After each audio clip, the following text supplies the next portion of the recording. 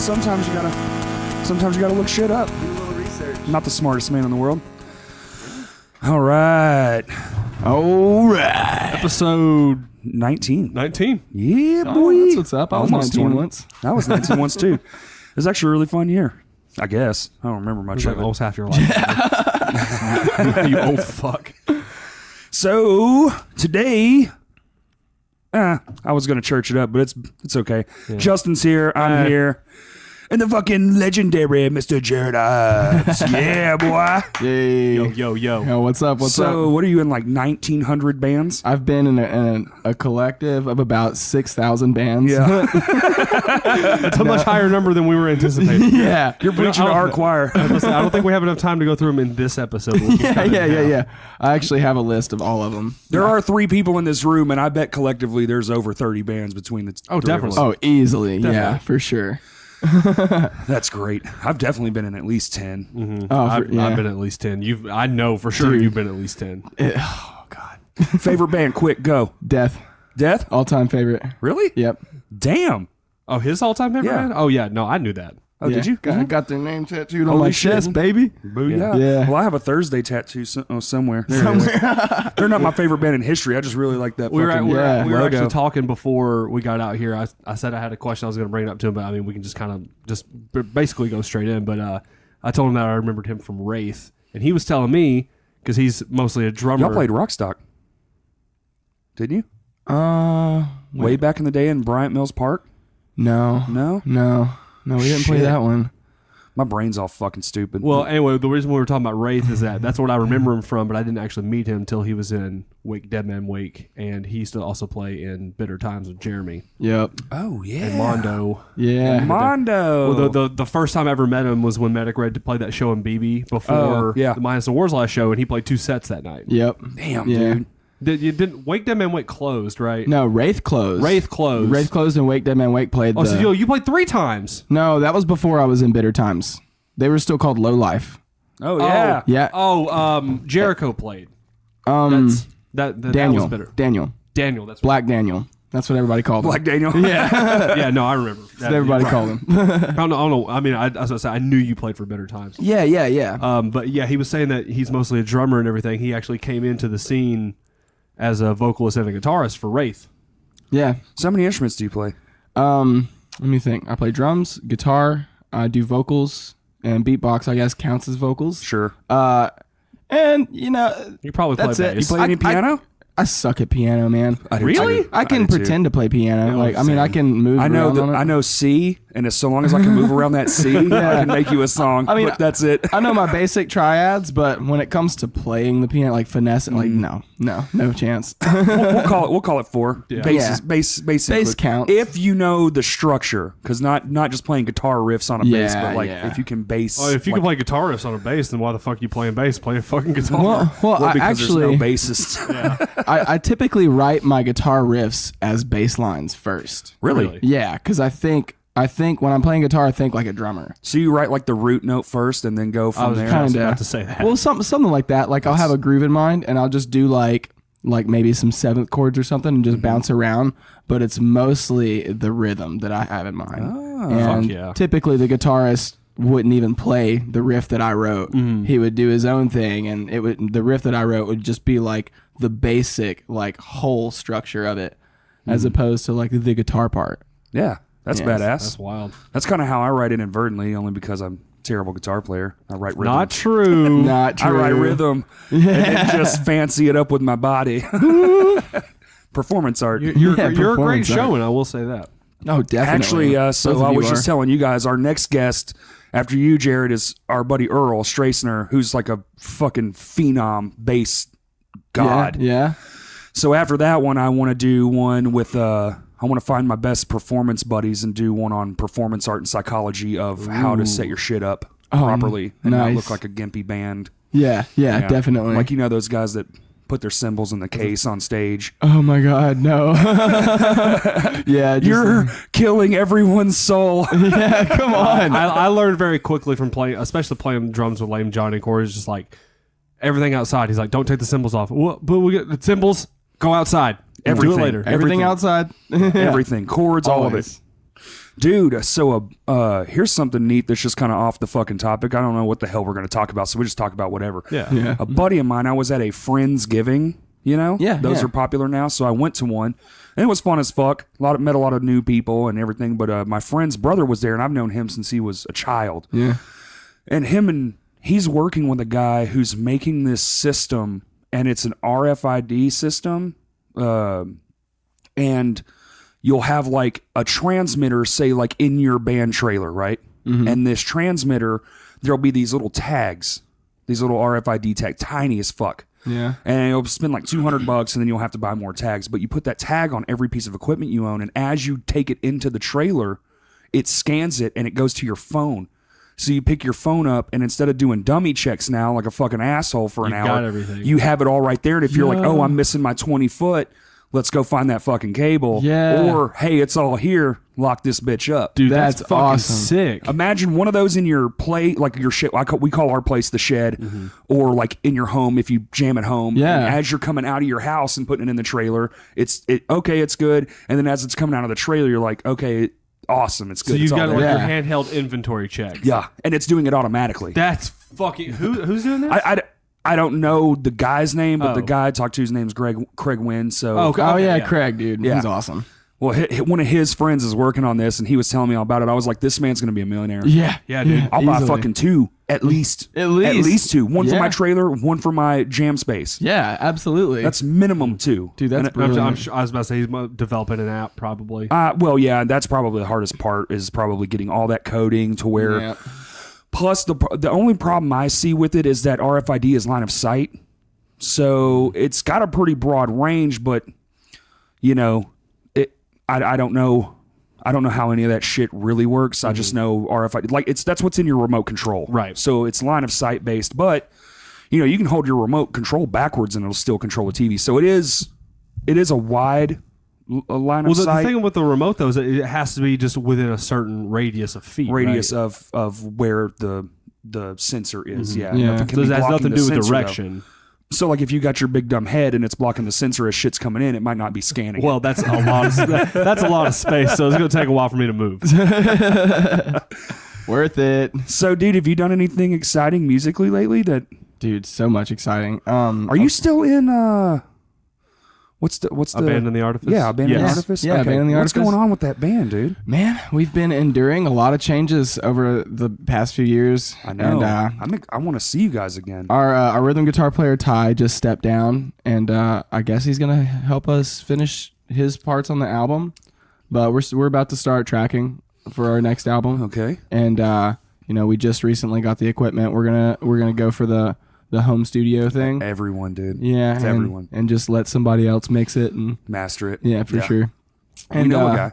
Oh yeah, Yeah. nice. If you need some contacts or whatever. Yeah, He's for sure. fucking amazing at it. So Cool. Yeah, I probably will be hitting you up for that then. and fair. His pricing is super fair. Good. Yeah, Yeah. that's what we're most concerned about. Obviously, Everybody's we're all concerned. broke bitches. Yeah, we like- were just talking about outside how we're all just broke as fuck trying to eat. You know, when mac and cheese and hot dogs is a staple, you know, you're fucking like tonight it was like, what are we eating? I was like, well, we have beef, so Beef. beef. so awesome. Yeah, noodles is a carbs basically. Yeah. Yeah, I was asking him if he was. He said he's moving back to drums because. Yeah, I did hear about that. I heard through the grapevine somewhere, probably Yeah. Guitar Center. I'm back on drums with ATA. We got Michael Christian on vocals. Oh, really? Yeah, and he's Fuck yeah, killing dude. it, man. He's got a really persistent work ethic. He always comes back to practice with new lyrics. And Damn. I know. I love it. Well, like, it's not like, You okay, gotta love a professional, man. when we have a new song, we take one video of us practicing, Right. you know, and then like he'll go listen to it and he'll have lyrics the next time. Fuck yeah, dude. Even if it's just a draft, you know. And that was something that we really missed out on. Like, our previous vocalist, amazing guy, great frontman, great vocals, wasn't that motivated. Right. Like when it came to lyric writing, when it came to, you know, like pushing himself. Yeah, the nitty gritty stuff. Exactly. Yeah. And that was what did it. You know, it was just like after a while, it was just, you know, like we need to move forward. Well, I know exactly how you feel, man. Yeah, for sure, for sure. We're sort of in that boat right now. So Oh damn. Yeah. Yeah, dude. But Deep Sequence just played at the Farm in Eureka Springs. Deadhead Productions is a company that they've been throwing some of the biggest festivals in Arkansas for years shit. now. Yeah. They throw Hillberry, Highberry, like all the berry fests. Yeah.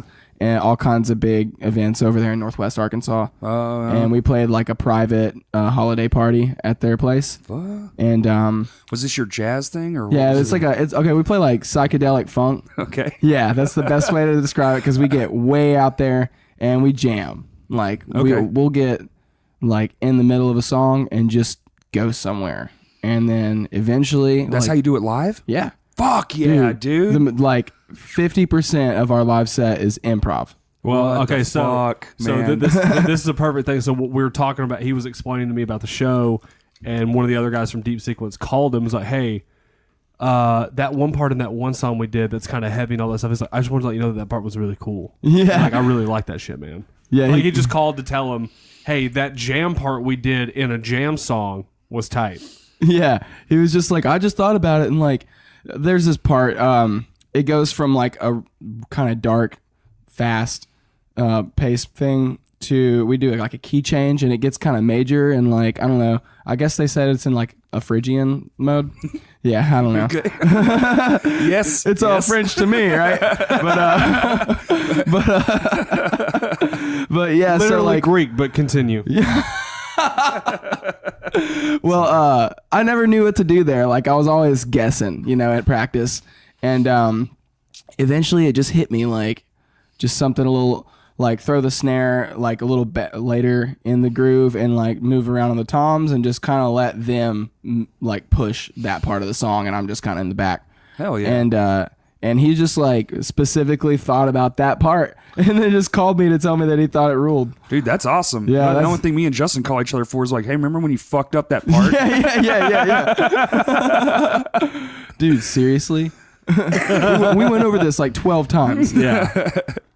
Well, we do this thing where we don't let anyone live anything down. Yeah, for sure. Oh, we never. We rib really hard in both of our bands. It's Hey, remember that thing you did 7 years ago that you thought no one saw? I saw it. I saw it. And guess what? You were stupid then. You're still stupid now. like sometimes I don't know what it is, but Justin's hands get real sweaty, and his stick dropping ability is unheard of. Dude. It does this not every time. It's like once every few months, he'll just be like. He just can't hold drumsticks, my God. Butterfingers. and it's the fucking most hilarious shit. Because used to, I'd be like, "Well, dude, what the fuck?" And now Oh my God. I'm just chuckling. I'll just No, laugh you right just at it. drop the stick. Yeah. Yeah. That's so funny. I have a similar problem. They don't slip out of my hands, but like, okay, so we're a jam band, and a lot of what we do is based on crowd reaction, crowd Right. response, and how they're interacting. So, our jams go all over the place. And a lot of times I'm looking out into the crowd, like gauging, what they're doing and where I feel like I should take it. And I'll get so locked into the crowd that I completely forget I'm playing drums. And then like out of nowhere, oh, there goes my stick. Yep. Like it'll literally just like fly out of my hand. And sometimes I'll catch it in midair. And sometimes I'll just have to like awkwardly reach on the ground and grab it. Do you do stick bag or do you shove them in the stand holes? Dude, I need the fucking stand, the cup that comes out of this that like you can put on your hi-hat stand. Bro, I got one. You want it? Yes. I don't use it. Fuck yeah. Seriously, you that can would have be it. so awesome. Remind me because- when we leave here. I got two of them. I'll run out there and get one. Yeah, dope. I used to have one on each side, so the sticks came up like a teepee Yeah. out of across my bass drum. Yeah, And I that's thought that cool. was the coolest looking shit. I was like, yeah, this looks dope. And then, years later, I'm like, there's a hole in my hi-hat stand just in the foot right there. I can just put a stick right there. Yeah. But Nice. when I drop a stick, it's like, oh, he dropped a fucking stick because I stumble like a tree falling down. Oh yeah, dude. I'm trying to think of how that just looks, and it's hilarious. Just I'm not a good recoverer. Oh man. Yeah, See, that's got what I no learned finesse when it best. comes to recovery. Dude, skateboarding helped me with that a lot. did. Yeah, I busted my ass so much growing up as a kid, and like, I just had to learn how to make a shitty situation look a lot better than it was. That's my literal theory for my guitar playing. yes, I have a lot of blood dripping from my elbow. Don't ask how I got it. Don't worry about it. Sometimes looks I just fucking bleed cool. from the elbow. Yeah, no big deal. Well, we saw you hit all that gravel. No, that wasn't me. There's Definitely There's wasn't no me. one around that looks like you. It was you. No, it was definitely not me. Guys, don't worry about it. My arm's fine. 5 seconds later, call a doctor. I'm going to the ER.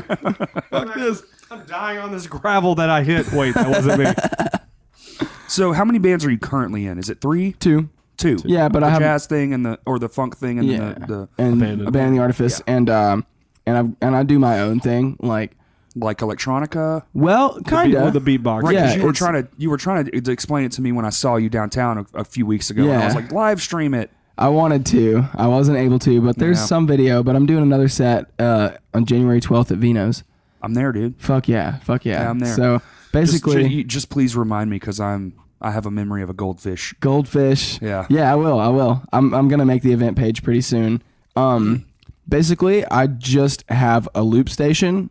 It's the RC505. It's built Yeah, I know for beatbox, like 100%. It pushes the sound and makes it real crisp and punchy, and it's got so many awesome effects to where I can basically do what I want with it and turn my voice into a live sample pack where I can just make That's dope as fuck. That's fucking fucking awesome. yeah, dude. That's So some it's Reggie like, Watt You do this shit. shit. yeah. You do this shit live. Yeah, live. Oh, No, fuck. all live loop. Oh, yeah, I'm and then definitely going. And I also do just solo, just me and a microphone. He said it's at Vino's. Yeah, on the it's at 12th. Yeah, 12th of January. Yeah, I'm there. Fuck yeah. I'm working on something real big for January. Oh really? Yeah, boy. Fuck I can't yeah. say it right now, but I can show it to you, so don't Dude. say nothing. Oh cool. Yeah. But my entire night last night was spent working on this one particular thing. oh shit. Read that top and read where it's at.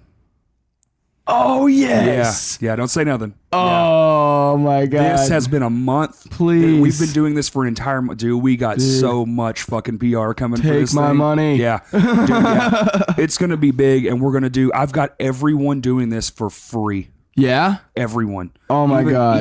Even a crew of people to come in after and to do the work. Yeah. Everyone's doing it for free. It's wow. amazing. Dude, talk about a dedicated I've community. been working my fucking ass. Me, Yeah. me and Stan and Spencer and the other people at the place have been in constant contact. And last night, everything congealed and came together. So Yes. now it's all just...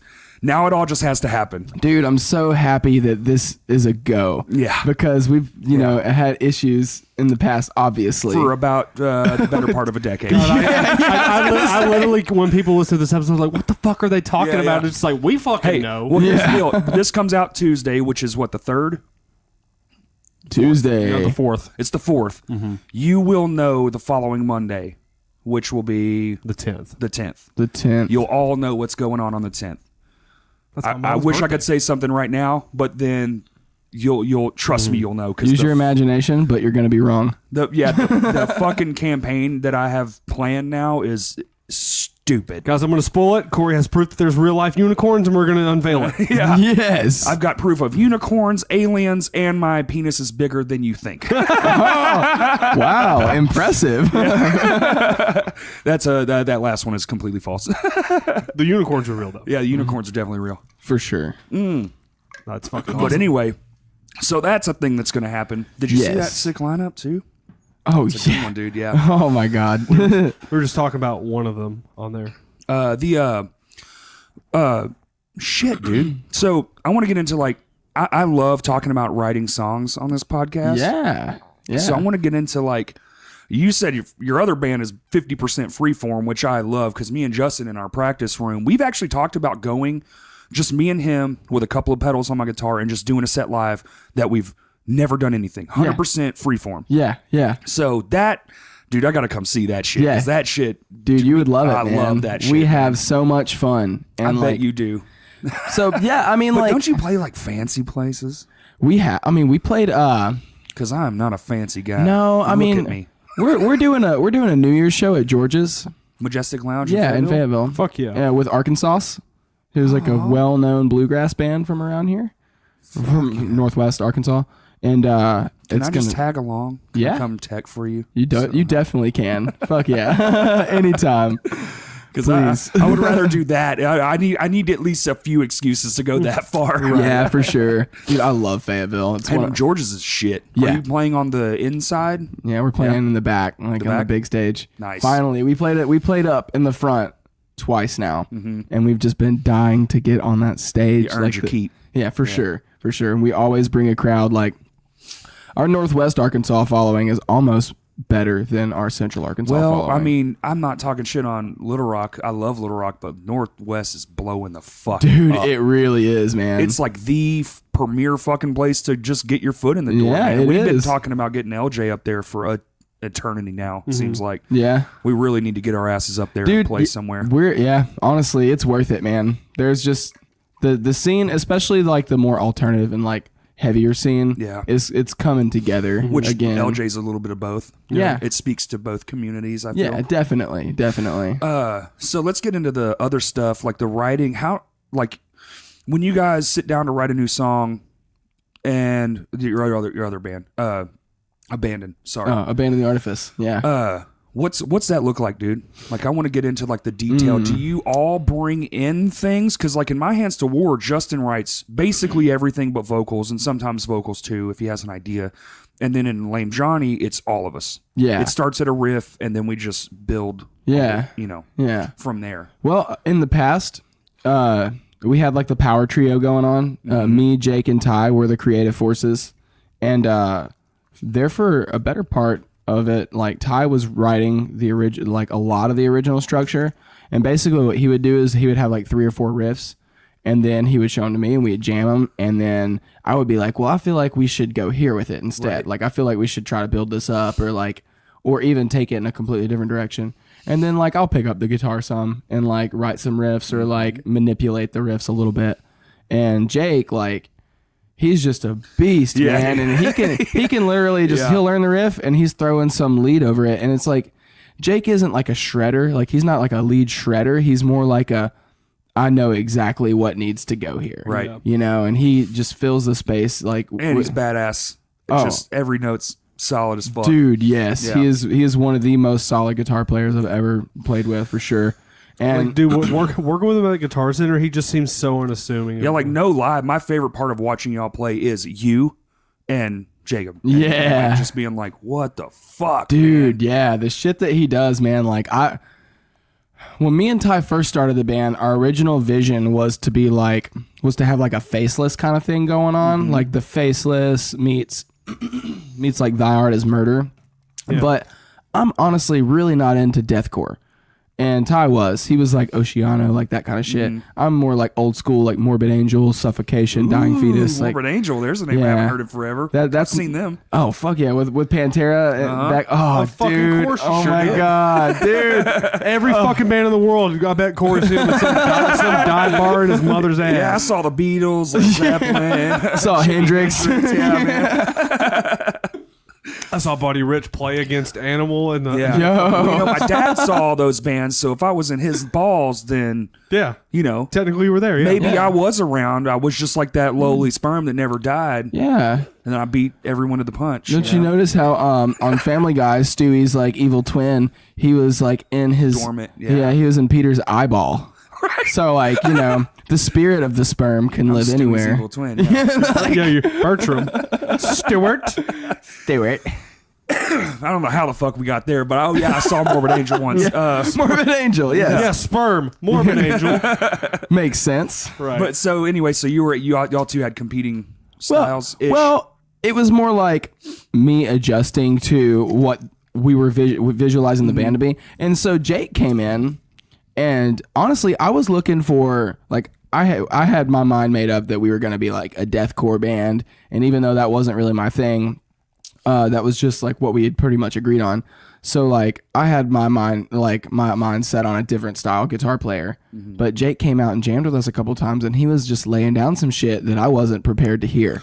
You know, I was just like, damn, dude, he's turning this into a fucking song already, and like. Dude, he came with everything he had and just like immediately like showed that he was family. And it was so cool. Like me and Jake have been so tight since then. Instant connections. Yeah, definitely. Man, I love that, dude, and the things that we write together, like, okay, so. And it doesn't happen often. No, it's it doesn't. Very rare thing. You have like a few people that you can really connect creatively with. And so like me and Jake, now that it's just back to me and him, and like we're auditioning some new guitar players, and we just like wrote a song the other day. Like he had one riff, and then wrote a little bit of a clean riff, and next thing we knew, we started jamming, just like anybody would just jam together for fun. Right. And then I was just like, oh dude, let's make this like punchy part, and I'll do some fills and like build it up. And it's almost got more like a Gojira kind of thing going on. Really? Oh. Yeah, and they're my favorite like active band like Hell currently. yeah. Gojira, like they do it. Dude, I was very late to that Gojira train. Oh, man. And I am so disgusted myself. My friend has a wicked sweet Gojira jacket. Nice. Love that jacket. I'm like, damn, man, I don't even really know much about that band. That jacket's tight. I want that jacket. Gojira, I think, are one of the fucking best bands because of what they're doing. Like they're raising awareness in the metal scene in a way that a lot of people don't expect. They team up with Sea Shepherd, and that's just a crew of people who basically go out and arrest whale poachers. Okay. And they go out and just like pretty much protect the ocean. Like, Yeah. So, and Sam from Architects It's a noble cause. is a big proponent. He's for a that, dude. too. Yeah. for it. Okay. yeah, and they're so they're like, yeah, that's what they are, and they always have a Sea Shepherd booth on I Gojira dig that. tours. I do dig that. Dude. That's something you don't see a lot of bands doing anymore. Have like that partnered booth. Yep. That used to happen a lot back in the day. Like you would always see like To write Love on Her Arms or just anything like that. Like a Yeah. lot of it was always like suicide prevention because that's a huge thing in the creative For world. sure, yeah. Or like I remember one time I saw a band come through that had a like a mobile bookstore. Whoa. that's fucking cool. Yeah, Yeah. Like I mean, it was cool, dude. And the person that was running it was I guess you'd call him a librarian, but they were super knowledgeable librarian. about everything that was down there, and cool idea. Nice. It's like when Bradley Hathaway did that tour with Blindside and Me Without Oh, You. dude. He was cool, man. Yeah, he's still around. He just doesn't do much. I think he's YouTubing it these Yeah. days. Dude, I found out about him and then found out that he was from Arkansas. Yeah, That was cool. yeah, he's the shit. I've seen that dude live a few times. He's great. Yeah. His live is like, Dude. dude, I'm clearly not a poet.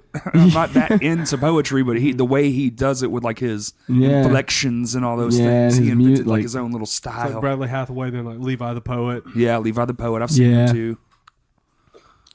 Sorry, Sorry, Justin. Dude, I could literally sit here. I could just But like back in the day, That's what you before did. you were a thing. That's what you did. Yeah, yeah. And I saw a lot of these bands not even knowing who the fuck they were. Yeah. Like I saw Me Without You. I didn't know who the fuck Me Without You was. I was just there to see somebody else. Yeah. Same thing with As I Lay Dying. Fuck douche. Like yeah, god damn it. fuck that guy. But I went to see Living Sacrifice because my buddy was like drug me along. Like, hey, you're coming to this. And I was like, okay. And then I see As I Lay Dying over here in Bryant Nah, at like a church. across the Damn. street. Yeah, literally right across the street. that's what's up. Yeah, Like so- back in like the early 2000s. Like, yeah. No, Yeah. he said 94 Hours wasn't even the single yet. No, it That was wasn't. still new. They played it, but it wasn't out yet. That Wow. whole album wasn't even out yet. That's sick. They were just a touring small band, Yeah. They were on this Living Sacrifice run. Yeah, man. And I hate that he had to take such a dark turn because they were so influential, like Yeah. to a lot of bands, and like, he just fucking did fucked some. it up. To it, Yeah, to he a seriously fucking- fucked it up. Into a Like, fucking dick face. I worked with the guy twice when all that bullshit was Really? going on. Yeah, he's a fucking asshole. damn. Yeah, I mean, fuck him. obviously, like he fucking. Yeah. My biggest complaint about the whole thing was clearly but aside from that was like his excuse was bullshit. Yeah, roid rage. Come what the on, dude, get fuck? the fuck out of Yeah. here, man. Fuck If it was you. roid rage, really, then Yeah. you'd be trying to fucking kill somebody your damn self, like Right. not hire something. Right. That's my Bullshit. exact thought. Thank you. Anyway, let's get off that bullshit because I can rant all day about that fucking guy. fuck that dude. I've seen it first fucking hand. Wow. Dude, so when you guys are writing a song and you bring it, I assume you bring it to like a vocalist and a bassist and like, here's the track. Do y'all record it first and then show them, or do you just show them at practice? Or? Yeah, we show them at practice and we take a little video of just the jam. We're not quite to the point of recording. demoing. Yeah, pretty much. We can do it. It's just a pain in the ass, and we don't want to program drums. Right. I Dude, fucking it's my hate programming biggest drums. fucking dream to have just a microphone, like 3 condensers that live in my ceiling. Yeah. And I literally just go flip a fucking switch and it's just on recording. Yeah. Oh my God. That would be sick. I will say this till the day I die. Me and Justin have jammed more brilliant ideas with our mouths and our hands than we have ever written songs ever. Yep. So I'm like, if only this room was just active and it could just hear us, like, it's just on. And it's just recording in the background, and then at the end of the day, if nothing happened, you just delete the file. Yeah, right. But if something is pure gold, you can just like rewind to like, it was around an hour ago. So yeah, exactly. I remember we played the riff before you stuck your finger up your ass. Right. Because we have a joint beat off session after every practice. Yeah, that's why we're all so close. Yeah. Everybody does that, right? Yeah. I thought so. I mean, I just assume that's part of normal banding. Yeah, it's just banding. a Oh, harmony thing. you guys don't do that? I'm a bander. Oh shit. Oh my God. But yeah, so we just like get a rough idea of how we want the song to go. Take a little video of it, like on Jake's phone or something. Right. He's got decent, audio quality. Yeah. Good enough for Michael to hear the song and then like start thinking about the lyrics that he wants to put to it. He'll come with like a rough idea, and we haven't even honestly like had to do much suggesting. Really? Like, yeah, dude, he's just like on it. Boom, dude. Yeah, dude. So, are you guys, when you make your return to like actually playing shows, clearly you're not a broke up band or anything, just taking a small break in writing. Yeah. Are you gonna play anything old, or is this all new from here on out? We actually are. We regrettably we went on a fuck all the old shit phase. Everyone does and that. And Jake was against it the whole time, but me and Ty were for it because like I wanted the old identity of the band to kind of die. Right. But like that's also like Jake pointed out that's kind of a slap in the face to your fans in a way. Right, because you they built the fan base on that style. And they loved it, dude. Like when we first came out, we were immediately big. Like it was crazy. Yeah, like, we all noticed. It was just like, oh shit, here's this band, and then like it was just like momentum, and then we hit this point and we stayed right there, and then it just kind of fell. And it was because we weren't pumping out new shit because Ty moved to Colorado, and so for that whole time. We had Austin Sublet filling in like for shows. He had learned all our material in like a week because he's a fucking badass. Yeah, Austin's a fucking genius. Nobody's disagreeing with that. Yeah, right. And we asked him to join full time, but he was with Legions of Weight and was just like, I can't do it pretty much, which is understandable. So yeah, like we had a really hard time finding another like creative force, and like me and Jake, like we were pumping him out, but like we had Cody on guitar, and he was doing a really good job, but he wasn't really bringing a whole lot of riffs to the table. And so like I'm just used to having like a couple of minds to kind of bounce ideas off. Right. And it just seemed like something happened and it stunted the progress along the way. And so like here we were a year and a half later playing the same set. Yeah. Same set. Just maybe a different order. Yeah, and I'm just like, finally, like we opened for Whitechapel at Juanita's and played a new song for the first time, and it was sweet.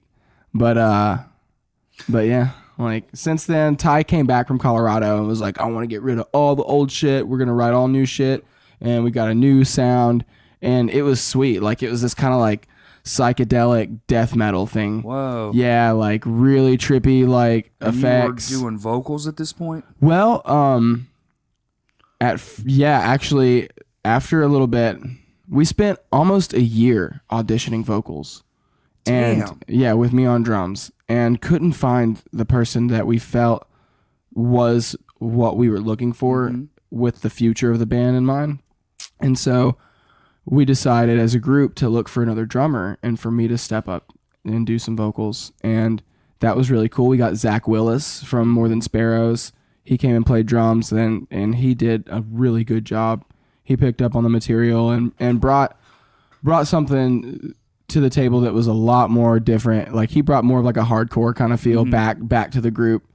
And like he graduated college and immediately got a job building drums for a company in Austin, Texas. Of course he did. Yeah, dude, it was like so fast, and we were just like, damn, dude, like you got to go take that job. Yeah, you can't not do Yeah. that. So he obviously had our blessing, and so we were just like, well, what are we gonna do now? Yeah. I guess I'll get back on drums, and and we called our buddy Michael, and he had expressed interest before, and he was totally down. He came out and jammed with us, and he's a brother. Boom. Yeah, just like it, just like that. And that's the new lineup. Yep. So we've even toyed with the idea of playing as a 4-piece. You know, just Jake on guitar and like.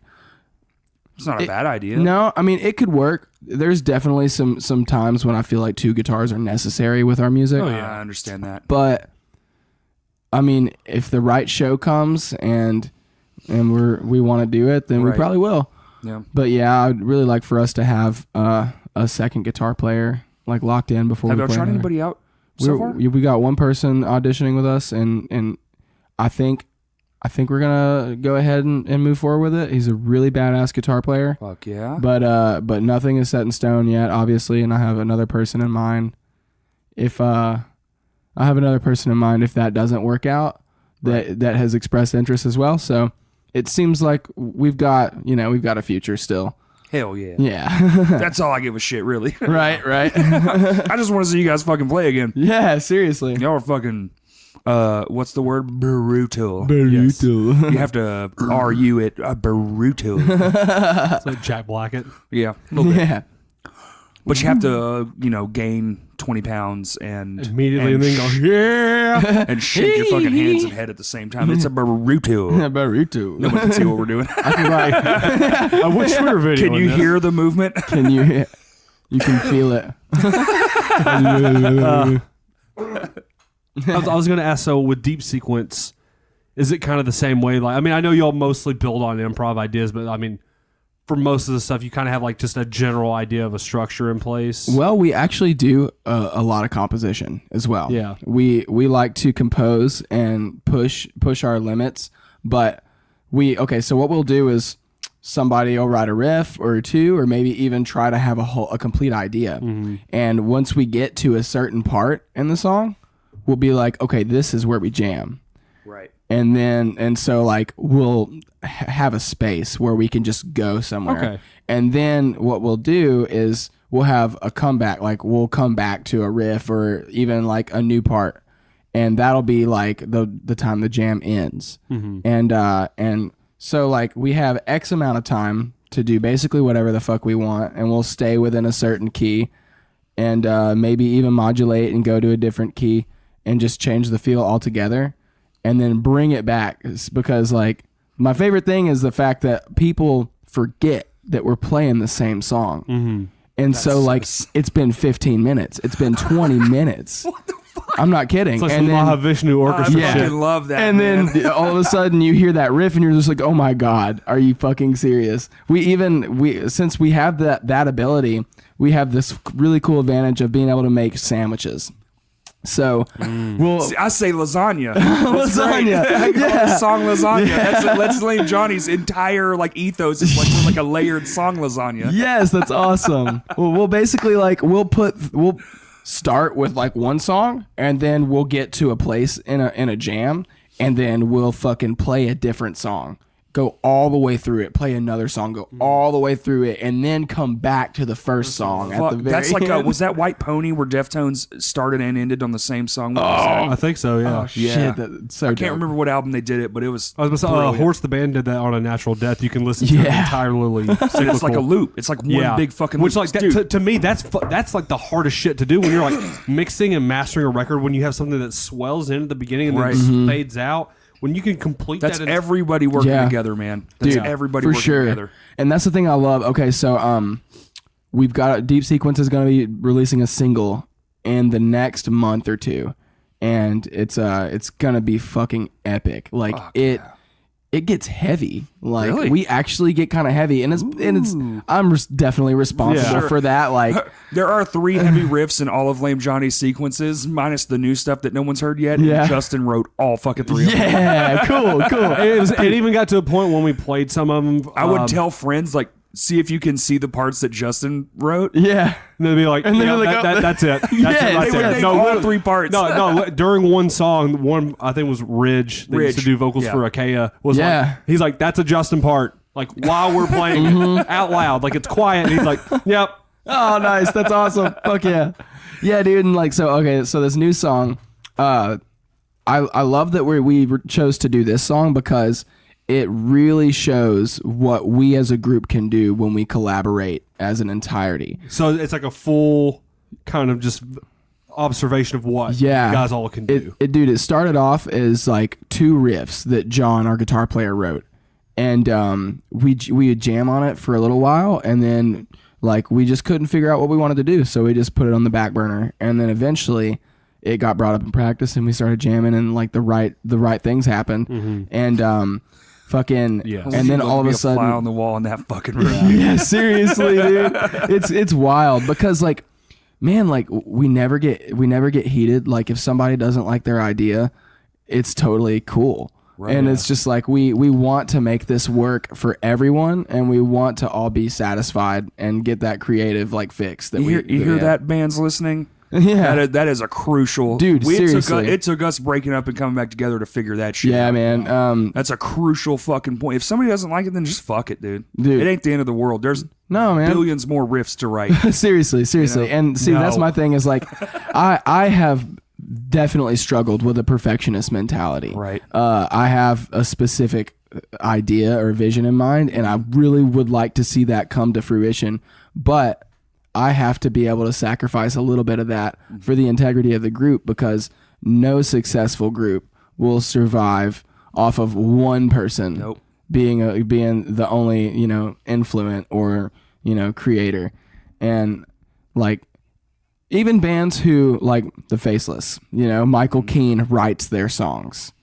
They've been through how many lineup changes? Like complete lineup changes. But like he's the And only remaining member. Everyone says that he's insufferable, but he writes amazing songs, but he's not even all the way responsible for that, because whenever he fucking hires a drummer, a really badass drummer, he's laying down the drum tracks, and those are his drum tracks. Those aren't Michael Keane's drum tracks. Right.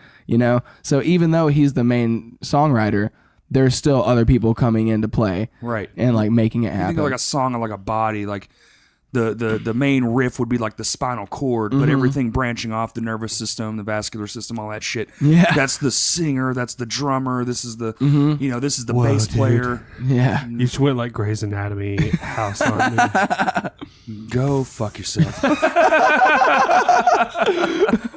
I walked right into that one. No, I Yeah, definitely man. appreciate all that. Dude, my ADD is loving how you guys write. Oh yeah, dude. Like, and that part we of my are brain's all just like, ADD. yes. We'll be like, dude, and we'll go on tangents, and then like, I love a good tangent. yeah, dude. And, okay, so like, do. Yes, I we'll do. just be like jamming, and then like he'd do something really cool. Be like, oh, let's keep that. Let's actually do this every time, and not make it just a cool thing that we just did once. And then all of a sudden, we're just like, dude, like this new song is like right under 12 minutes long, I think.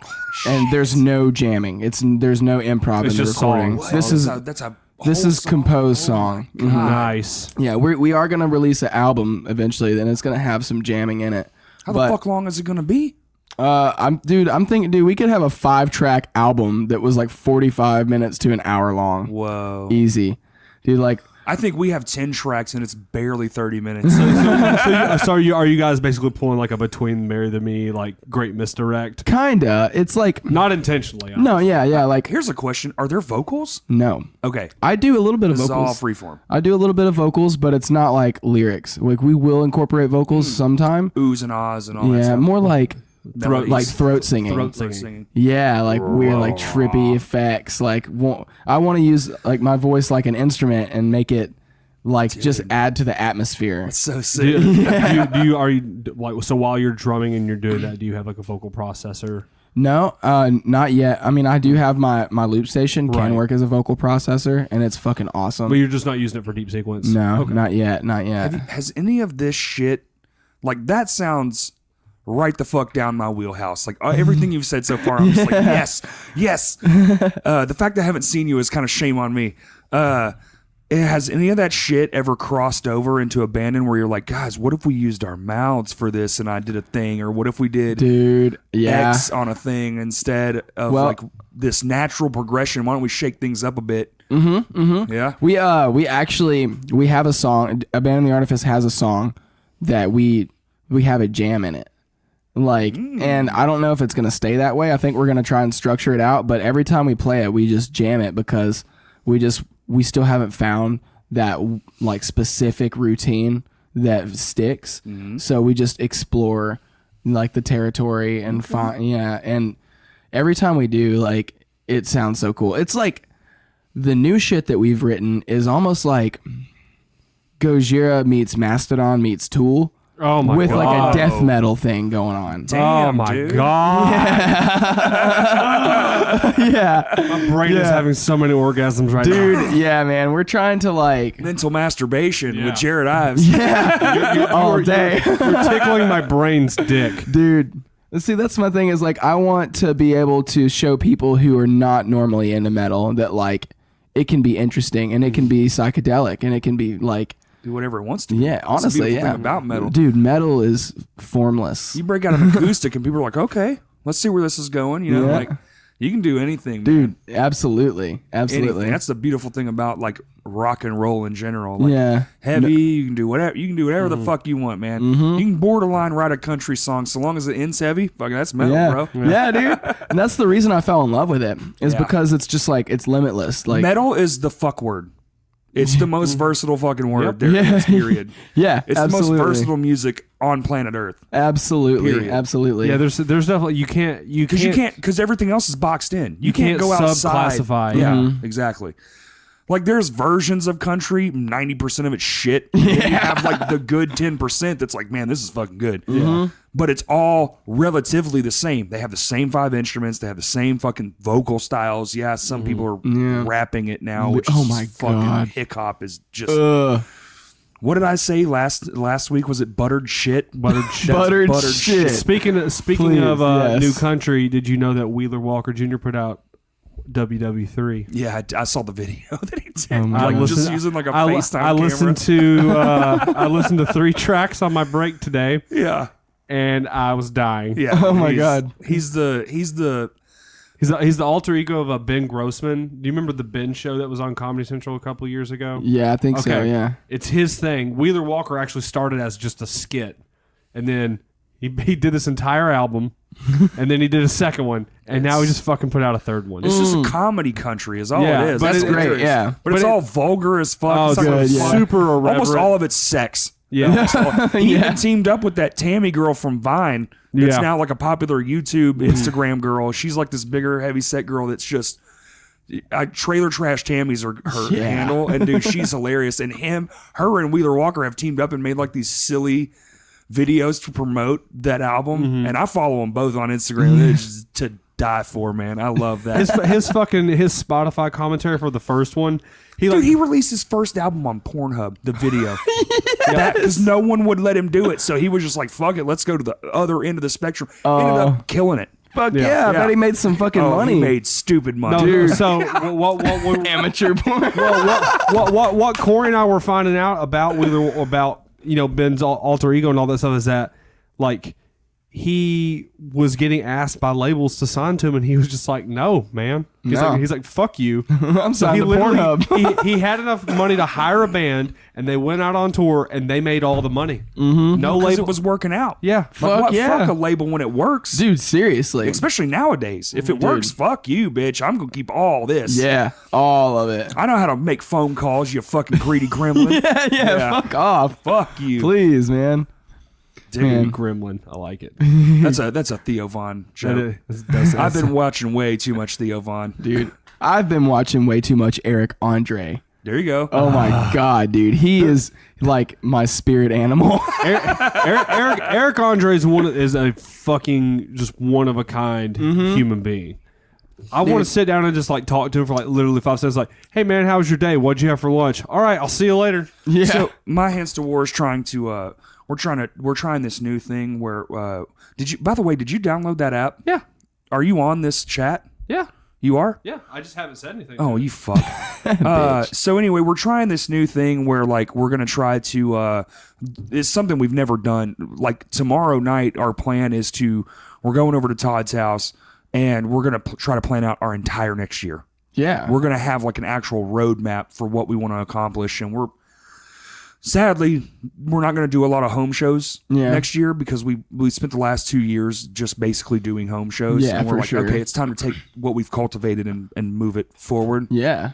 It took a while after we got back together and all the bullshit happened. Yeah. And now we're finally in a place where it's like, okay, let's get this shit going. Like, if Yeah, we're gonna do this, please. let's fucking do it. Why waste our time? Like, Seriously, let's make something bigger of the thing. But Todd doesn't have a grill right now because he just moved Oh, no into grill. a new house. Did you see the chat?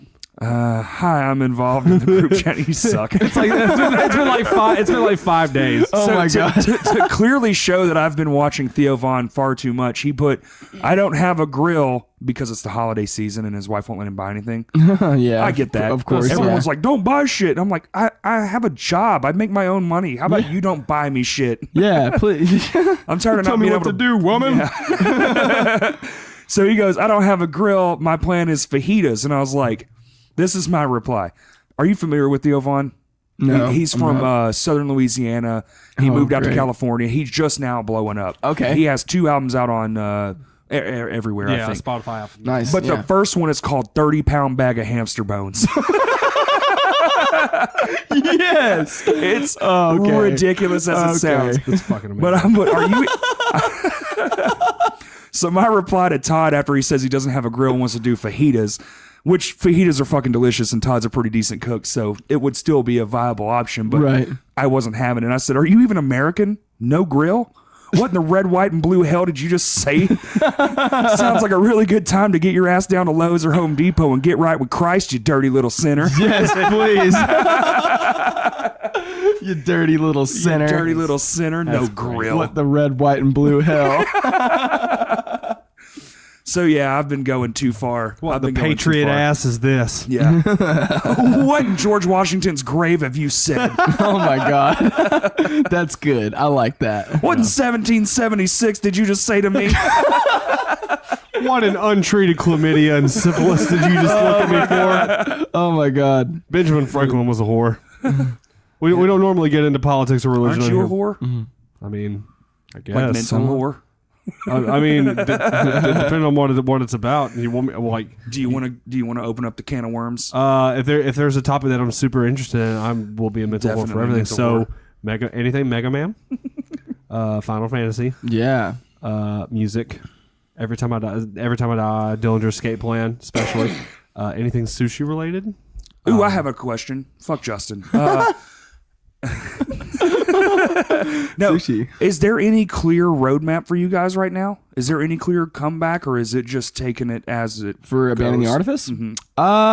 Because your other band's playing shows, so Yeah, we're all over the place. Yeah. No. Really? We're right now our main priority is to start recording. And good priority. we definitely want to play a show in January, I think.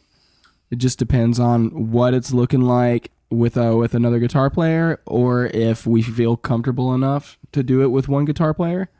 But we definitely haven't been planning things out like that. Not Gotcha. yet. And Jake, he has 2 kids. yeah. And they're both pretty fresh. Yeah, Yeah, One of fresh them's out the- really fresh. Yeah, exactly. And so he's enduring, the early stages of fatherhood, which definitely takes a lot of time. Yeah. And so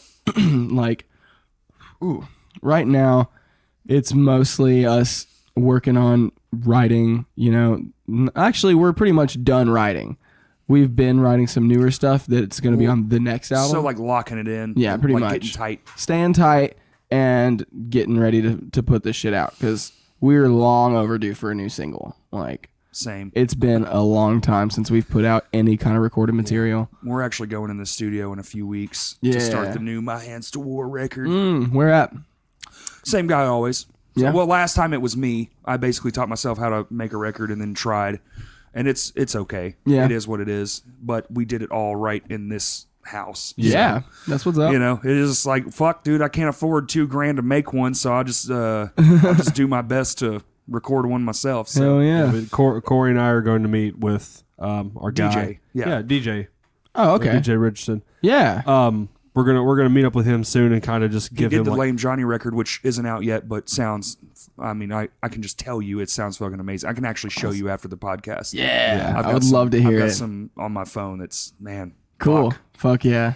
Fuck Yeah, he went off and got good at that. So I'm just like, I don't fuck. Yeah. We'll just partner up with DJ and Yeah. make. Yeah. You know, Fuck this yeah. shit sounds 9,000 times better than anything I could do. So fuck Nice. it. Yeah. Yeah. we're gonna meet up with DJ soon and kind of just discuss just the overall like frame of the sound and like what Yeah. we kind of want to go for. Then DJ and I are specifically gonna do the bulk together. Yeah, the drums are going to be fake on this one, but mainly because Time. constraints. Yeah, for Like, sure. But we are. That's where some of our money's going to go. Mm-hmm. Is we're going to pay money to get like really good sampling because I mean they're fucking. Oh, yeah. There's some samples now you can get. That's Yeah, just like, dude. fuck, dude. Dude. I mean, this sounds almost real. Really, it's the cymbals. Yeah. I feel like toms and kick and snare, all that Dude, shit's for like. sure, man. And there are tricks that I've found out to the cymbals that make them sound like you little can't bit just more realistic. program. No. Dude, there's a lot of work that you got to put into it on the whole other end of the spectrum. But like if you Especially do it with your right, frequency stuff. like dude, think about it. Misha Mansour, he put out Periphery's first album, Animals as Leader's first album, all programmed drums. Yeah.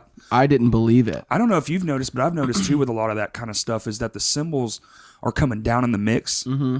And like Beartooth's first album, go ahead and show me where a cymbal is in that fucking album. Dude, it's like, where the fuck are the cymbals, man? Oh my god. They're so far down in the mix now, it's like they're just using the guitar as more of a percussive element these Yeah. days. And I think some of it has to do with like drummers now are starting to get into more dynamic playing, and they're playing like a lot of ghost notes and doing some softer hits that they want to be heard.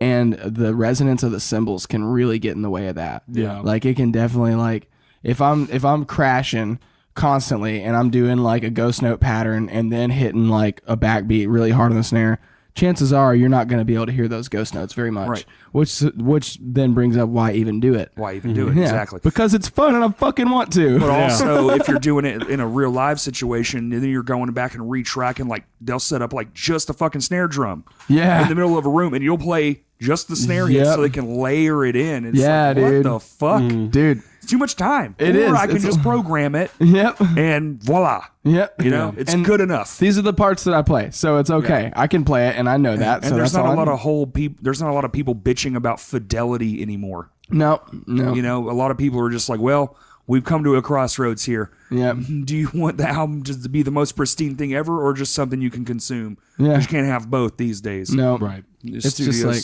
do what you got to do to get yourself out there, you know, and eventually we'll be able to afford the fucking $20,000 studios if they're still around. if they're still around for They sure. It seems like they close every other fucking day now. So Dude, it's like oh, man. the It's a bummer, mixing too. board that did Led Zeppelin recorded Stairway to Heaven on went up for sale today Wow. or yesterday or something. It was like this week. And Yeah. you know, some dude that doesn't even record is gonna fucking Yeah, buy it's gonna it. be in his fucking kitchen. Like what the fuck? just sitting up there. Yeah. Look, I I'm about have to my ham Sammy's on the board. Yeah. So like this iconic piece of something, or maybe a museum will buy it. That's my hope. Yeah. It's like maybe somebody will step in and donate it. Yeah. They'll like pay the money and then just donate it to a museum Right. because it's like that's rock history. Yeah. You don't just get to get away and put Led Zeppelin's fucking tracking thing in your kitchen No. Yeah. Fuck that. or bathroom. But see, that's the thing. Like, I put a shower head in it. I take showers from it. Instead of eating ham Sammy's on the board now, I tweeze my nose hairs. Some people put plywood on their wall or pallets on their wall. I put fucking mixing consoles. Yeah, from Yes. legendary albums. Yes. Because I'm a prick. Yeah. yeah, I spend $50,000 on a board just to put it in my Oh, kitchen. yeah, I bet that thing's gonna go for a couple million for Easy, sure. easy. Yeah. It's probably Dude. a Neve. I didn't read up on like yeah. what it was specifically, all the components. Yeah. But it's an entire console, and back then they were the size of fucking rooms. So it's like, who Yeah. knows what the components really are inside that thing? Dude, Gold, really. the thing that I really honestly prefer about the old way that they used to do it is just the feeling of going into a really badass studio. It's inspiring. Like, Oh, for sure. Man, there's something about it, man. You go into this place and it's just filled with the best instruments, and like the whole point is to get you to sound as good as possible, and that just feels so good to me, and it like encourages me to play better. And something about just like recording in like a bedroom, it loses that appeal to me because it just feels like a regular everyday task. It feels more of like work. Yeah, and it doesn't feel special. Right. And I'm just trying to get it done. yeah, exactly. Because your kid has to go to sleep at 4, and now I'm having to get the fuck out of here. And Yep. Yeah. And that's the thing is like when I the first time I ever recorded was at Blue Chair Studio. same. And dude, Darren is a badass. I love Darren. Like He's got an Eve now too. Yeah, he does. Yeah, boy. Yeah. And dude, like my first time in there, like I realized, oh my God, like I was nervous at first because I've never recorded. And then I was like, wow, this feels amazing. And I realized that I feel more creative and more inspired in that environment. Yeah. Just because like I have all these resources like right here at my fingertips. I can do whatever the fuck I want. I'm just have to pay this guy for it. That's it. Ah, fuck money. Yeah, that's what ruined it all, man. Is just being fucking broke. Yeah, seriously. It's like I can't afford your $10,000 record. Thanks, 1993. Right, dude. I got this like Very specific year. Corey. Care to talk about it? The 70s, the 80s shift into these like monumental, like where bands. Okay, so like the Beatles' White Album was made in like 4 days. Right. They recorded the thing in like a day. And then you track forward to like Led Zeppelin's 4, which one of the most iconic albums ever fucking written, was made in like 9 different studios, like while they were on the road. They just tracked different shit. And Jimmy Page was like the head guy. He made that whole record damn near with a bunch of different producers. And then you go forward just a little bit on the tick, and then all of a sudden, when the money started really landing, you see bands spending fucking year, 2 years. Dude, Korn spent 2 years making Follow the Leader and had a retainer of like $500,000, or it cost like $5 million or something. It's insane. Yeah. I don't know the number, but it's insane. It's millions of dollars. Lucky for them, that was a profitable album. Oh yeah, and still to this day makes fucking unreal money. Every time it's like the Beatles. Every time there's a platform shift, they just get more money because everybody gets it on that platform shift. And now that vinyl has come back, everyone bought everything on vinyl. So it's like, what the fuck? Which is dope. And I think a lot of Follow the Leader on like 3 different forms. Yes, fuck yeah.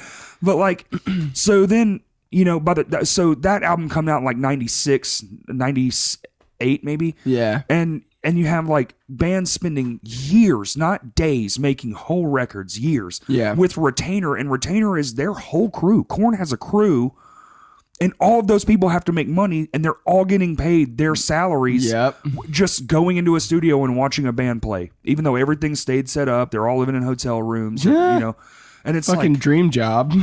okay, so you think like millions of dollars were spent, and now like it went up, and now we're just seeing the adverse, and I think it's two-sided. So you get to a point where record making has become bloated and just ridiculous. Metallica's spending how much on goddamn the Black Album? Like oh my God, dude. It's insane the amount of time they're spending in a recording studio. Oh yeah, dude.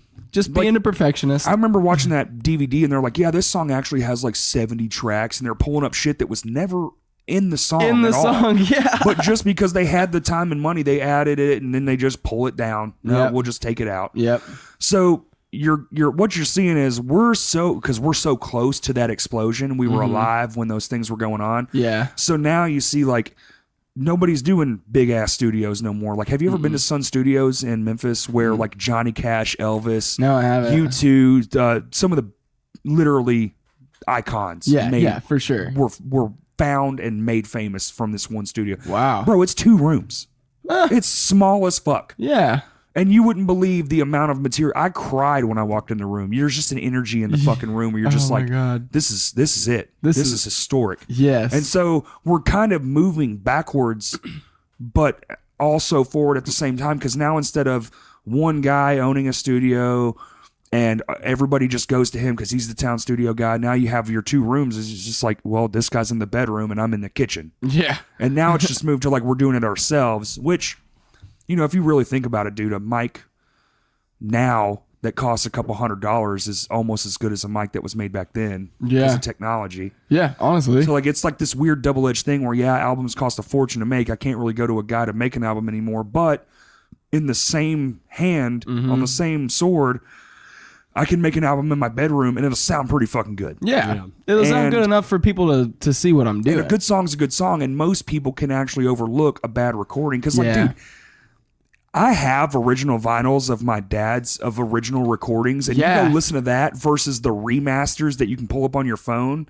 Yeah. There's night and day difference, dude. I can show you Led Zeppelin 4, the original copy from the 70s, or I can show you Led Zeppelin 4 on my fucking iPhone, and they're going to sound way different. You would almost think they were recorded at different times. That's what I thought whenever, holy shit, dude. So Death's Human had like a 20-year anniversary. It came out in 94, and in 2014 it was the 20-year anniversary, and they did a reissue where they remastered it, and I was listening to it and I felt like I was listening to a brand new song. Yeah. And dude, like, I'll tell you what, nothing is more depressing than listening to your favorite band ever and knowing that you'll never be able to experience it live.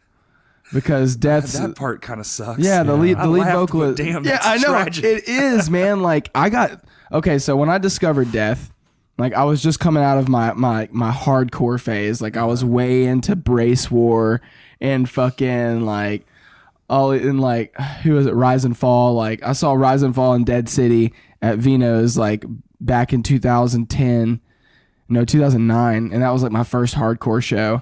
And I was like all about it. And then I joined this band, Raccoon Snake Hybrid, who eventually turned into Wraith.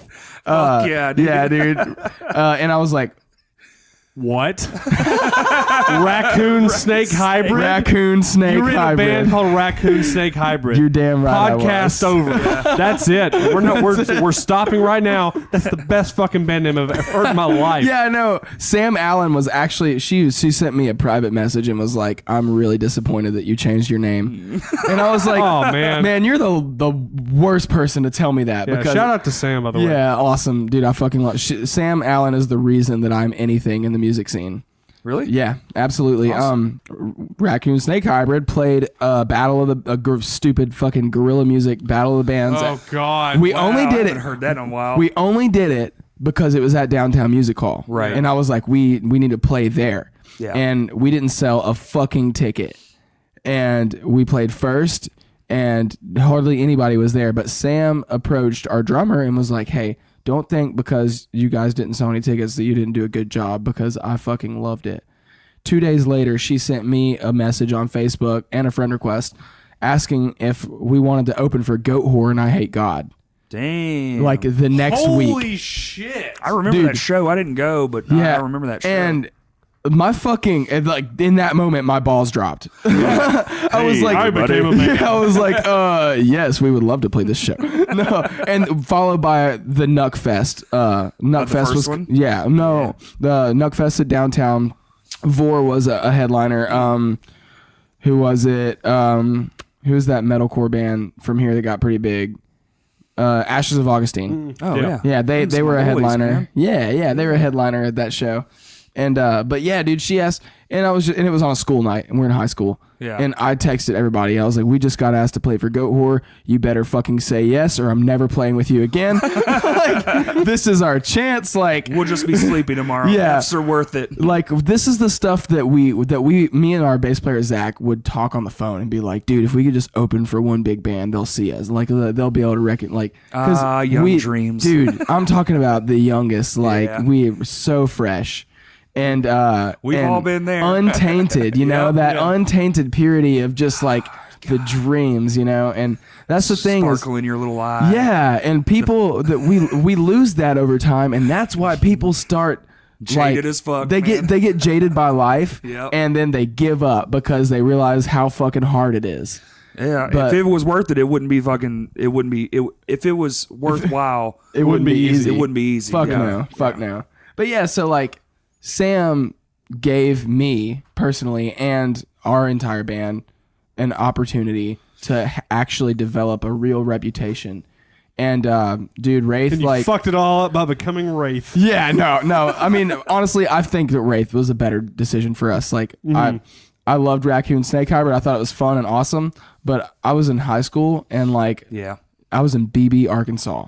Ugh. That's my hometown, and like, I'm the only person in a band, you know. And people are like, "Oh, you're in a band? What's your band name?" And I'm like, "Raccoon Snake Hybrid." And they're like, "Oh." No one's gonna take you fucking serious. Exactly. with that. And I'm just like, yeah, I'm not the most serious person in the world, Well, but was Raccoon Snake Hybrid a different style than Wraith? not at first. We like, okay, so Raccoon Snake Hybrid first started out horrible. Like, Zach, as all bands typically do. Zach got a bass for Christmas and started this band. Hell yeah. Heath was Sounds like my hands to war. yeah. Heath was a good drummer. Like he couldn't really do blast beats, but yes please but he knew what to do, you know. Right. And so we were able, like, basically we had Heath on drums, Zach on bass, and this guy Jordan on guitar. And Jordan was writing these riffs, and like, I really wasn't feeling it, honestly, but I was just coming in to do vocals. Like, they asked me to do vocals. So I was like, you know what? I'm not the greatest vocalist ever, and I could really use an opportunity to practice and get better. Exactly. So, you know, I took it. And, Fuck yeah. and I just, so that's what we did. And eventually I was like, you know what? Like, I was getting into Death, I was getting into Behemoth, and I was like, all of my favorite bands that play this style have a guitar player vocalist. And that was an image that I really liked. I really liked the idea of being able to play guitar and do the vocals. And even though I loved just being a front man with a mic running all over the stage and going crazy, Of course. playing guitar and just having that, like, that, at least the sense of control that you get from that is nice. And it's challenging too. It's like, oh damn, like, now I'm trying to write riffs that I can't even play yet. And then I'm trying to do vocals while I'm playing riffs that I can't even play yet. Right. And so it's just like, this is the only way I can get better. And I'm doing that literally right now. Yeah, The new exactly. Randy stuff. I purposefully, me and Justin purposefully made them harder, like finger movement wise, so I can just learn to be better. Yeah. And he was like, we can change the part, and I was like, no.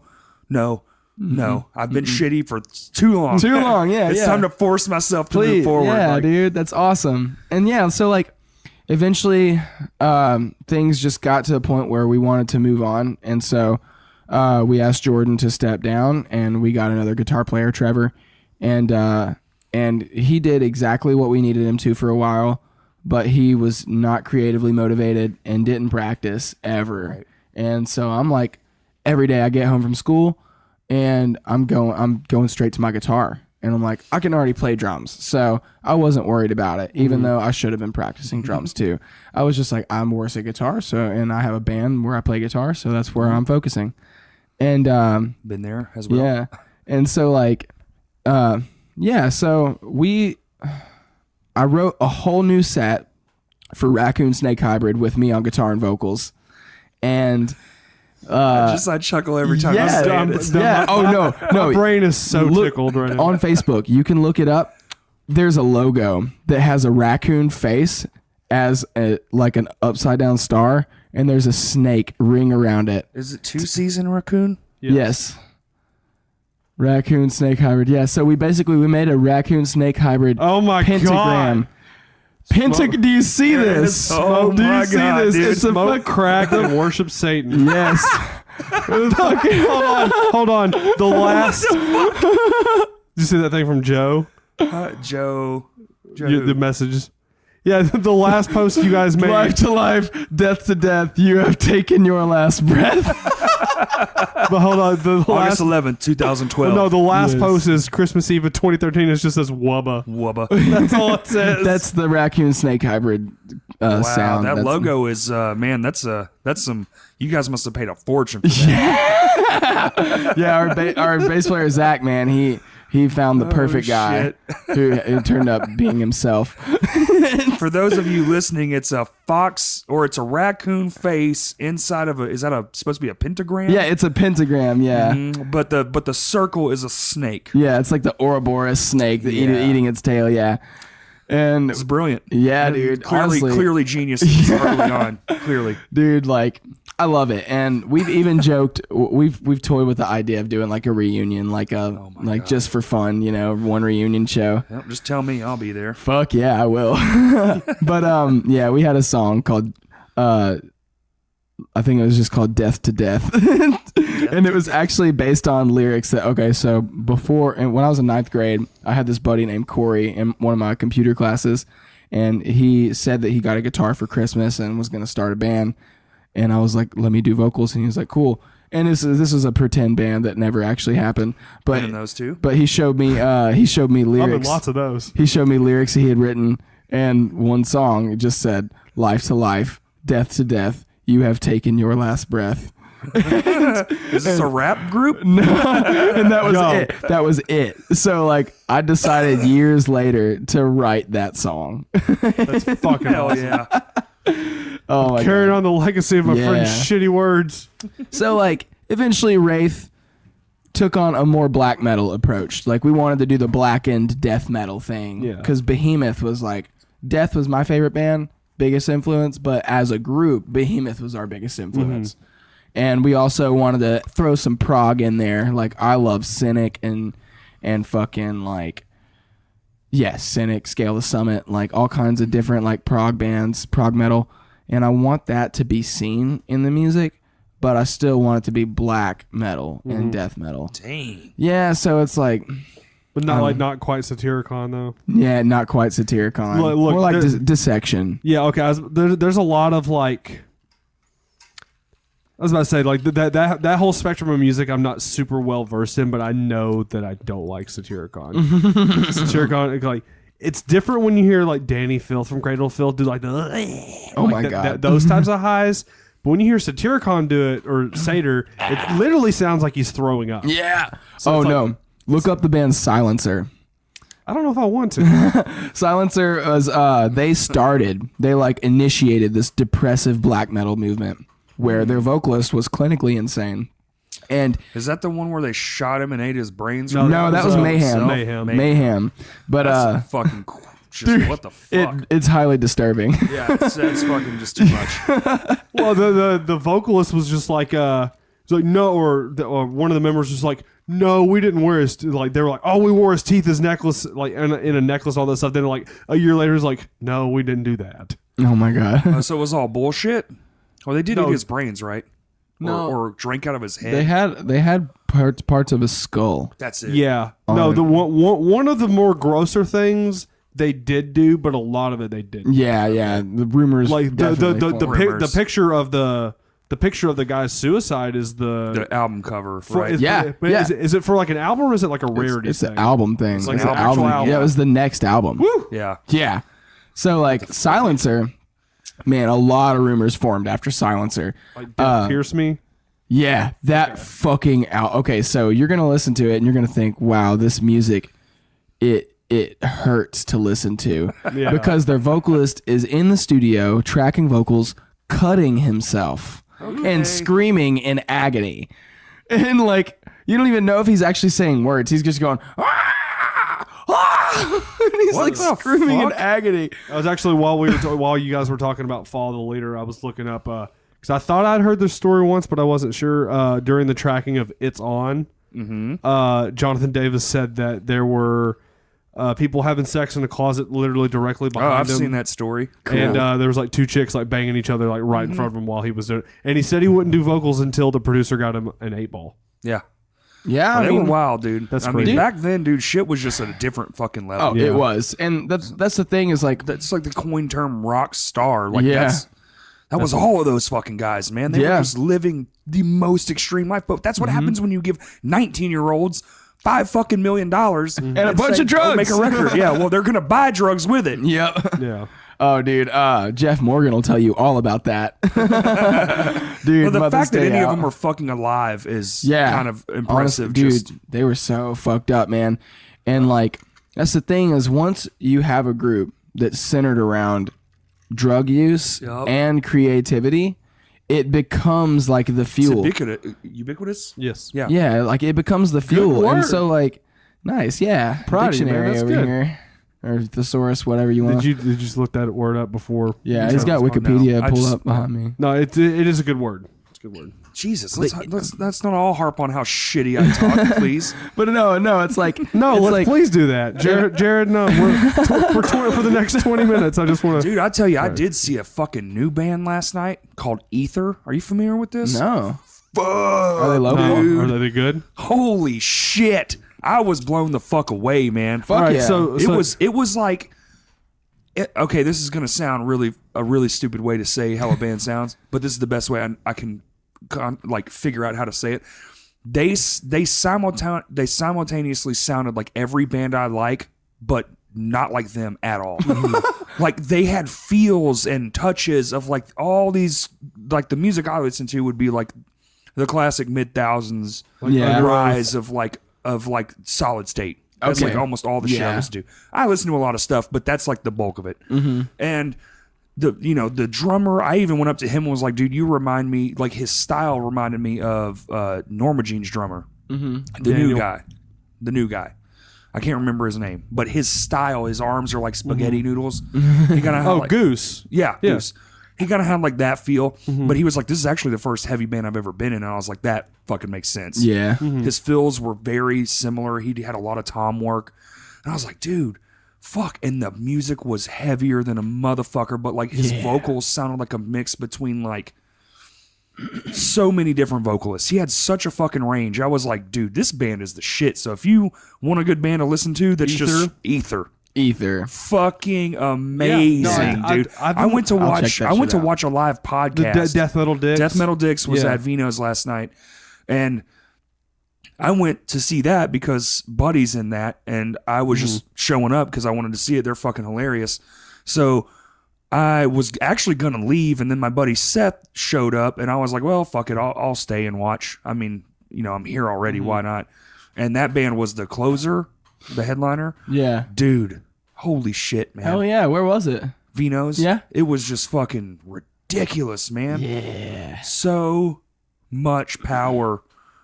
And I love their setup. Dude, Yeah. they had black lights on the whole time, which I fucking want black lights now on my live show. It was legit. That's all they had. They had all the overheads off, and all they had were these like projection black lights that they had like attached to their cabinets, or maybe they were on the floor. I couldn't see. Yeah. Like, because it was dark as fuck.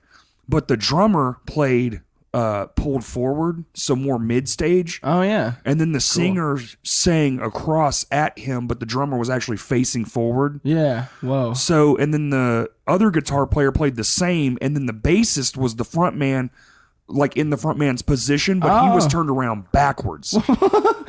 It's like to where like ass forward. Ass forward. Yeah. And they were rocking out and doing shit, and I was just like, this is phenomenal, dude. Like, it's very rare that nowadays that I go to shows where I don't know who's playing.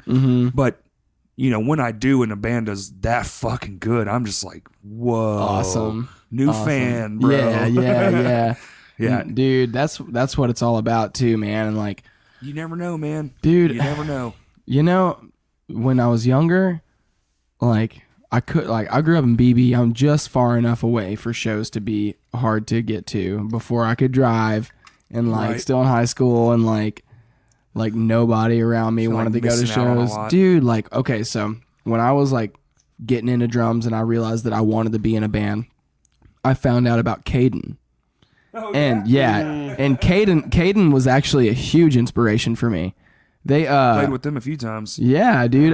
Their drummer Nick Futch is younger than me, and he was fucking killing it on drums. And it was just like, I'm just this kid from BB seeing that somebody that's actually younger than me is on stage right now playing for people that love his music. And like that was all I needed to be like, okay, I can do this. Talk about a band that blew up. Dude, I listened to their music like for years past, like after they broke up. And it's so crazy how like Greg, he's like one of the best tattoo artists ever now. He like moved. That's what he does? Yeah, dude, he fucking moved to Colorado, and he is doing the most insane shit you've ever seen. Oh, that's cool. I didn't know like, that. dude, he's an amazing artist. So that Ether band Hitt. was one of the vocalists, the bassist, and he was in the middle. No, the vocalist was the guitarist, and he was to the left. Okay. Dude. You've been seeing bands where the drummer sets up on the side of the stage lately? Uh-huh. Dude, that's a cool new thing. Who did that when they came through? Was it the Deftones or was it yeah, it was Deftones did that, and back in the Village days, Seven Dust. Oh shit. They had a U-shape setup. Yep. So That's the whole pretty cool. the band played in like a U all the way around the perimeter of the stage. Yeah. And then the singer and the guys who were standing had the whole center of the stage. Fuck yeah, that's cool. Yeah, kind of Whoa. like it kind of reminded me of like what you would see at like a rap show. Yeah. Where like your production would be all the way around the stage and you kind of have the middle to just kind of have free range to do what you want. Yeah. Yeah, it was fucking neat. That is cool. And that's a new thing that's coming around. Lame Johnny kind of does that, only we pull. So we split everything into thirds.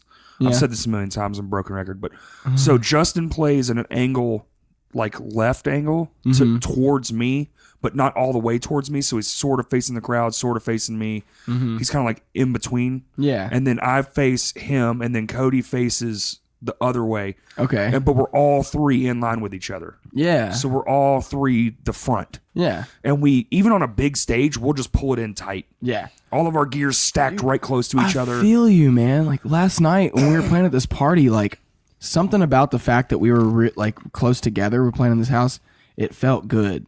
And like when we're playing, I don't know what it is, but when we're playing like on bigger stages, I feel like I have to play harder. There's a disconnect, yeah. Yeah, I feel like I have to compensate for something. The weirdest, I love playing on it, but the weirdest one for me is Rev's stage, because you're Yeah. a drummer, you're fucking 3 feet off the ground. Dude, I know, man. It's wild. I do like it, but it's like also like you feel like you have to be totally on point because Yeah. you're like on top of everything. You're literally as you're as tall. You can look the people on that upshoot, that raised up part, Yeah, you right in the can. fucking eyeball. Boom. Like, Yeah, it's like, hey, don't look at me. yeah, right. And Rev has my favorite sound. Oh, Like, well, yeah, it's the old Village obviously. PA. Oh, really? Yeah. I didn't know that. Yeah. I didn't know that. Plus Dude, Mar- so plus speaking of Mark's a that, badass. whatever happened to Blake Sandifer? He's still around, brother. Really? Him and his wife own Fringe Clothing and another one. So he just moved into a different line of business, basically. Well, yeah, a lucrative one. Yeah, I mean, obviously. but, Homeboy's like, killing it, man. They're killing it. And she's fucking pregnant. Oh, Really? yeah. Congratulations, Hell yeah. Sandifer's my dude, buddies, man. Yeah, dude. I met him once. Blake only once. Blake has been a huge. He still helps me out, man. That guy. Blake has been a huge champion of my war since forever, ever dude. since we played our first show at the Village. Yeah. He's just been behind us 100% on Still everything. is, man. He still helps me out, He dude. That helped guy's us fucking. amazing. That's awesome. He helped us get on to play with Every Time I Die, who's my favorite band in the world. Like, Yeah. I had posted some picture like faking like I was asleep, and he commented on. He's like, "You better not be asleep," and I was like, "Why not?" And he direct messaged me. He's like, "Because you're playing with Every Time I Die in 3 weeks, bitch." And I was like, "You're fucking right, I am." Yeah. Dude, he helped me out a lot. Pull your penis out right now. Basically, like, Wraith saw that Dying Fetus, Flesh God Apocalypse, and Power Glove were coming to downtown. What? That's a fucking lineup. Yeah, that was a Blake show. And we hit him up and we were like, dude, we'd be the perfect band to open for this. And we also just happened to see that Skeleton Witch and Devil Driver are going to be at Rev Room just a few weeks after that. And we would love an opportunity to do this. And he was basically like, here's the deal. I'll give you your Dying Fetus slot, sell all the tickets, and you have the Skeleton Witch slot. And we were Seems just fair. like, we were like, challenge accepted. Yep. Yeah. We hit him back day before Dying Fetus. We sold all the tickets, and he goes, "Okay, I'm a man of my word. You got your slot." Boom. Dude, yeah, and that was it, man. And like, yeah, man, like, Super easy to do business with too. yeah, dude. Just talk That to was- him. Straight up. Talk to him and don't fuck around. Yeah. That's the only thing. That's the only thing that would piss him off the most. Would be of like if you were just dicking him around about shit. Yeah, for sure. Yeah. Well, I mean, any like real business person, Yeah. business oriented people, yeah, everything they do, like, time is money. But yeah, dude, he's killing it. That's awesome. He's Yeah. out there fucking in the clothing game. That's what's up. That's what's up. I'm trying to get some deals with some clothing. I'm thinking about actually maybe modeling. You? Yeah, me. Damn, bro. I know, All bro. right. I'm thinking about it. Shit. Do what you Hell do, yeah. man. That's pretty awesome, actually. Dude, I feel like I could do it, and it's just like free clothes, you know. Well, you're a performer too, dude. I feel like that kind of goes hand in hand with a lot of this. That's why in the entertainment as a whole, a lot of those people are like the same people. Yeah. They're all like-minded. They all kind of share the same shit, and they're all trying to do something. Yeah. It's like nowadays you just take a whole handful of stuff like shit. You just throw it at a wall, see what sticks. Yeah. Oh, okay, I'll do that. Yeah. I get my creativity out, and it pays me. Yeah. Exactly. I don't have to eat ramen tonight. It's great. Please, yes. I think we all deserve to eat good food. Sometimes, you know? I don't mind being broke, dude. It's just every now and then I'd like a little bit back. Yeah, for sure. Every now and then. Every now and then, at least once. At least once a year. I'm good for once a year. I mean, I have a fucking day job. It's whatever. Yeah. Same. I'm a fucking waiter. Why are you eating out the microphone, Justin?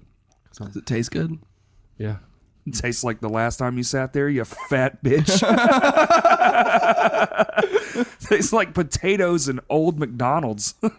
No, speaking of McDonald's, I had their holiday pies today. Gross. Well, it wasn't my idea. To me, it fucking tastes like birthday cake. So I was all about it. And I didn't even buy it. Did you work today? I did. You did? Yeah, I had a short shift. Did you work today? Oh, no, you woke up at... No, I mean, he worked from 1 to 4. Yeah. I went to bed at 9 a.m. and woke up at noon. Damn, dude. Dude, it was rough. But And damn, then drove all the way home? yeah, well, I rode passenger and was able to take a little hour and a half nap, which is the only reason I'm alive right now. Dude, it was... I would be dead. The older you get, the worse that shit For gets. sure. And I'm turning 26 at the end of the year. What are you, 26, Which- 27? Yeah, which feels surreal because like there's part of me that still is holding on to my old 14-year-old self. Like, Hold on to it as long as you can, Yeah, man. Me dude. too. That's I will- 20 years ago for me. yeah, that's what's up. Wow. Yeah. I'm an old fuck. Wow, you're old. Yeah. Wow, you're old. You're like my big brother. Only fatter and less charming. Oh, Damn it. I don't know. My brother's a cool guy allow though. it. My brother saves people's lives for a living, so it's cool. EMT? Firefighter? He's a firefighter, yeah. hell yeah. And he drives an ambulance now. Okay. So he's picking up. He's gonna EMT and do firefighting. Yeah, a lot of those guys do. Yep. I have And a few friends in the firefighter game. They, yeah, dude. They do It's- multiple things. Wow, man, the things that they see, I can't believe it. I had to tell one of my friends to stop talking one time. Yeah. He was trying to describe one of the scenes he came up on. I was like, Yeah. yeah, I'm done. I'm Yeah. done. That's good. Slack. Dude, my uncle, he fought in Desert Storm. Damn. And yeah, nobody was in favor of that war, by the way. But he did that, and he's an ex-Marine, and then he came back and firefought, and he said that, dude, the things that he's seen in firefighting was worse than anything he ever saw at war. Like, Really? and that's the person he was the like the captain or whatever. Like, he was the head dude Of of the firefighting? Yeah, So the chief? yeah, the chief. Yeah, he was up there for like 20-something years and finally retired, doing that forever, man. It's just like, damn, man. I couldn't imagine doing anything besides music for that long. Seriously, Anything same. at all. It's the only thing that keeps me sane. Like, I've been in flooring forever, but I've jumped in and out of it. Yeah. Like, I went and did printing. I worked at a printing press for a while. That's what's up, yeah. And then I was like, well, fuck, that is a soul sucking. You want to talk about lose your fucking mind? Really? There's no windows in those buildings. Oh no, yeah, Dude, yeah, and that's right. And you go in, it's dark. You leave, it's dark. And you're just like, what the fuck? It's 12-hour days, 16-hour days sometimes. And you're just like, I've lost all of my soul, and I'm going to have to leave now. Damn. cool shit when you get there, like neat. You watch like, oh, this thing cost $1 million, and it does this one function. Yeah, like that's awesome. Nice. That's But the great. 4 billionth time you see it happen, you're like, this is fucking stupid. Yeah, over it. Yeah, and then I got back into flooring, and then I went and installed TVs and did theater setups in rich people's homes, and like that's cool for a little bit. So you realize, fuck these people. Yeah, seriously. Yeah, and then the most stuck up you know, people. then I just go back to flooring and it's whatever. Yeah. See, those It's are the what I'm people good I have at. to sell stuff to. Yeah. I have to basically like, and I'm honestly very unknowledgeable about wine, but So for those listening, you're a waiter at a restaurant. Yeah. What's the restaurant? Allsop in Chapel. It's on Main Street, right next to Brewski's, across from Bruno's and shit. Such good food, man. I bet it is. Our menu is phenomenal. We have a tomahawk One ribeye. thing You ever about seen one of people those? with money, they know how to eat. Oh yeah, yeah. You said two of my favorite words. Tomahawk. Something involving steak and then something involving violence. Yes. Tomahawk ribeye. Dude. When we went to Arthur's, my dad was asking the waitress, like, He's like, no. He's like, I've been around the block a few times. He's like, what the hell is a tomahawk ribeye? And she goes, sir, it sounds exactly like it sounds. He goes, so a steak in the shape of a throwing axe. She goes, basically. Basically, Dad was like, I'll remember that for next time. Yeah. But today I want the ribeye. It's like $89. Yeah. It's definitely for 2 people, and it's coffee cured, so it tastes the so. fuck? Yeah, dude, it's so good. But Damn, dude. You work with the fancy people. dude, I know, dude, it is Pinkies out. crazy. Like the money that people spend On food, food? Yeah. just to make an Whole impression month's on groceries. a girl. Yeah. Oh my god, dude! 2 people will come in there. Like if you take your wife on a date, in a nice restaurant, you're looking to spend between $150 to $250. Holy shit. Easy. You That's know? literally my whole That's- month's groceries. Like, Yeah, dude, that's like an appetizer, an entree, and dessert and drinks maybe a the whole drink, time. yeah. Yeah. there's no way there's free refills at a place that nice. I mean, we do free like Cokes and like Cokes. everybody does like water. Like we come out and we pour them water immediately and right. shit. But I'm gonna have to come in there someday when I, just have some extra. dude, honestly, our salads are great, man, and they're cheap. Like we have a I we do have not a partake in the salad, good sir. we have a I will have a we have a salad. spring. Do you we see have- this stomach? The stomach that meat built. Well, we have a spring quinoa salad, and it is damn. nice, and it's only like $8, dude, and it's like it's got a lot of protein, and it's Stack up against that vino salad, bro. it's way better. Is it? Yeah, $8 for grass or $89 for full on cow. For ass. Yes. For Literally. ass, yeah. grass. Ass or grass. You want ass or grass? I'll take some ass. I'll take the ass, sir, Yeah, Please and thank you. for $89. yes. Alex. Give me that ass. Well, we fucking went all over the. Yeah. that thing. Dude, we've been everywhere. I now. just raccoon snake hybrid. raccoon snake hybrid. That's my favorite thing of this whole podcast. I hope you check your Facebook soon because I shouted you guys out. Yeah. While we were talking about it, I saved that picture, posted a picture, said shout out Jarrod Ives and raccoon snake. Yes. Yeah, that's awesome. So what is anything else going on, dude? Let me see. Well, it's New Year's at George's, January 12th. I've got a new showcase where I'm doing a beatbox set, and my really, really close friend JP Jennings is going to be doing a set. He's got a brand new solo project called Ladyboy God Devil. Okie dokie. Yep, and it's as crazy as it sounds. Yep. He's got a loop station. He's got a synthesizer, a drum machine, a microphone, and a fucking like heavy distorted guitar. And he describes it basically as black metal psytrance. It's like insane electronically driven music with an untangible metal like backbone. So on the 12th, you're telling me I need to come to Vino's and be high when I get there. Yeah, definitely be high. Yeah. Like if you can, do it. And I'm going, dude. That sounds like too fun to miss. dude, Yeah. for sure. And to kick it off, I got a DJ that's gonna open it up. His name's Tanner Covington. He goes by Sunset, and I actually haven't seen him play yet, but everybody has spoken really good about him. Okay. Hell yeah. So I'll be posting an event page pretty soon for it. Still haven't figured out what to call the event yet. Yeah. I'm Yeah, give it it's a the name, worst, dude. dude. Oh, dude, Yeah, I know, fuck. right? I'm just like, I really got to give this Well, a I mean, name. It's just like, look how generic that thing I told you I'm releasing Yeah. Monday. It's like, that's the best I can do. Dude, man. that's perfect. That's exactly what it Also, is. when we just got off this tour with Weak Willed, we decided to name it Bleach the Breach, but like no one ever knew it. that was more after Justin the than tour. anything. No, that was that. Yeah. Well, I mean, so when we went on the My Hands to War tour, it didn't have a name. Technically speaking, but But if you My look, hands to tour. No, well, no. I don't know well, why we that's never. the next one for sure. Yeah, Definitely do but just on the laminate, very, very, very small. And James Snyder is responsible for this. I just want to put that out there. The Brock is gay tour. The Brock is gay tour. And it's so small, it looks like a red line. But if you literally have to magnify It's a different. it. Yes, it's a different please color do of it. red. Yeah. Oh my god, dude. Like you cannot tell unless you look so close at it. Yeah. And the reason for that, I don't think he's gonna fucking listen. I don't even give a shit. There was a guy that came with us. His name was Brock, and he was one of those people that just kind of crawled under your skin just naturally. He meant well, but it was just like, eh.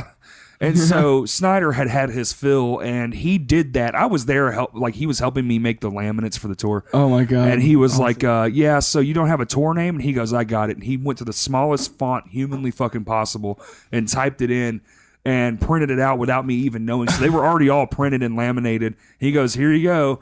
And I look and I get my, it's right on my eyeball, and I'm like, you're fucking kidding me. That's what that says. It says the Brock is Gay tour. And that guy wore that laminate the whole time. We never told him.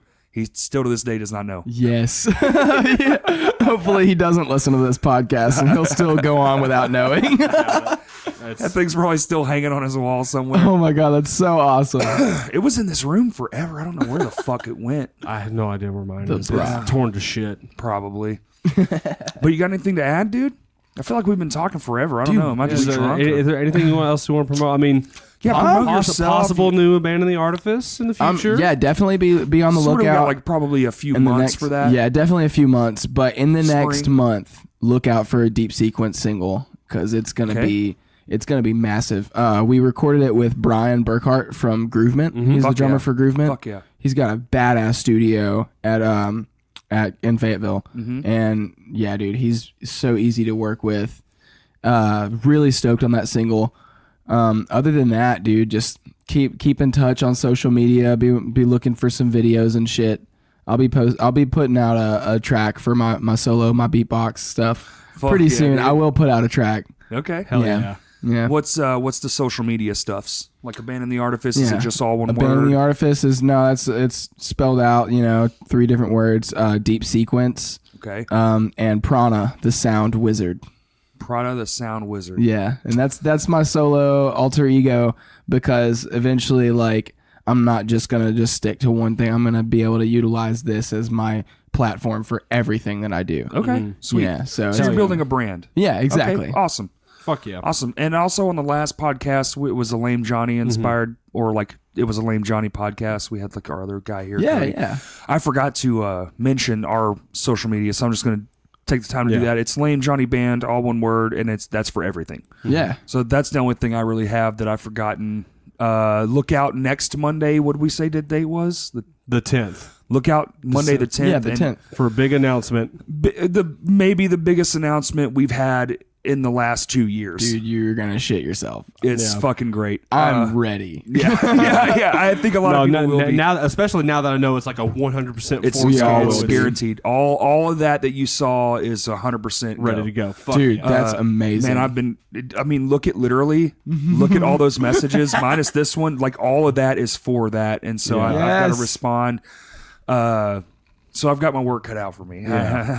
And we're gonna do a podcast about it too a couple of weeks from now, just to promote and stuff. So if that's all we got, man, everybody, dude, Jarrod, thank you so fucking much for coming, man. Great having you on. This has been a fantastic. He was kind of nervous. He's like, I don't know what to talk about. I was like, bro, just talk. Just fucking talk. Yeah, we just chill. I built this room to kind of like be talk conducive. I'm trying. I keep adding shit. You see my farewell skate. Yeah, dude. Farewell. Shout out to Jeremy McKell.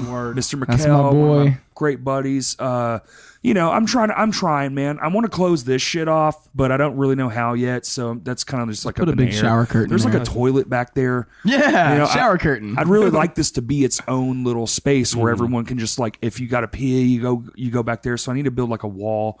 I don't really know how to do it yet. But anyway, I'm just fucking rambling at this point. Thank you, everybody, for listening. We are at Crashcast Pod, and on Twitter, it's Crashcast Pod 1. We don't really fucking use it because Twitter's bullshit Twitter. anyway. But nothing else? Nothing else. Shout out to Corey Fisher and Justin Cole. They're two fucking awesome people, and I'm appreciative of them having me out here tonight. Fucking thank you, dude. And if that's everything, Justin has nothing. And as always, thank you for listening.